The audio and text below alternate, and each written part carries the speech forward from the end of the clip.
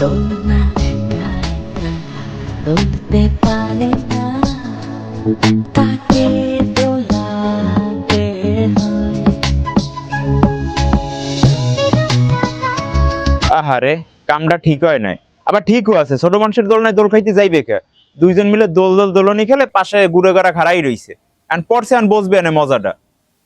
তা থাক, বাদ দিয়ে এটা। আমার আবার অন্যান্য বিষয় লইলে তো লাড়াছাড়া দিতে হইবে। তাহলে ভিডিওটা শুরুই করা যাক। আজকের প্রথম যারা দেখামু হেরে দেখলে মাথায় একটা চিন্তাই আয়, মেশিন যদি মানুষ হইতে হেলে মনে ওর মতনই হইতে।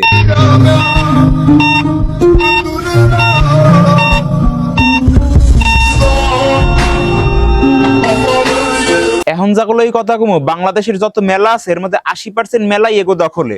এগো মেলার নাম হলো টিকটক মিলন মেলা। যে কোনো সময় দেখবেন যে রাস্তায় একটা ভিক্ষের ঝুলি লয়ে নামিয়ে গেছে, রেজিস্ট্রেশন করেন রেজিস্ট্রেশন করেন রেজিস্ট্রেশন করেন। এই মুহূর্তে বক্তব্য রাখবেন আমাদের গর্ব, আমাদের অভিভাবক, কক্সবাজারের অহংকার, যার পিছু ধরে ধরে আজকে আমরা এত দূর পর্যন্ত এগিয়ে যাচ্ছি। আর 3 নম্বরে যাগুলো এই কথা কমু, এরা কিন্তু খুবই ডেঞ্জারাস ভাই। আগে একটু দেখেন। ওমা বোন, তোর এই অবস্থা কি করে হলো? বোন আমাকে ধর্ষণ করেছে। ও জান, তোমাকে দেখলো না আমার দিতে মন চায়।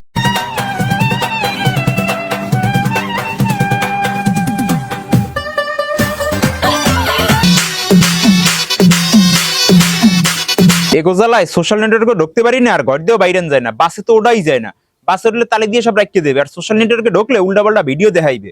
এগো উচিত বাংলাদেশের সুপারস্টার জায়েদ খানের লগে প্রেম করা। আপনারা কি বলেন? আমি ছেলেকে ছেলে দেবে, আমি কি গে?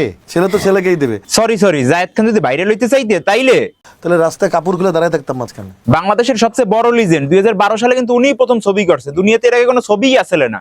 ওনার নাম তো ইতিহাসের পাতায় রাখা উচিত। আপনি একটা শুনলে আশ্চর্য হবেন, 2012 সালের প্রথম ছবি কিন্তু আমার। বাংলাদেশে যদি কখনো ইতিহাস লেখা হয় যে 2012 সালের প্রথম শুটিং শুরু হয়েছে কোন ছবি দিয়ে, সেটা আমার ছবি, মানে 1 জানুয়ারি।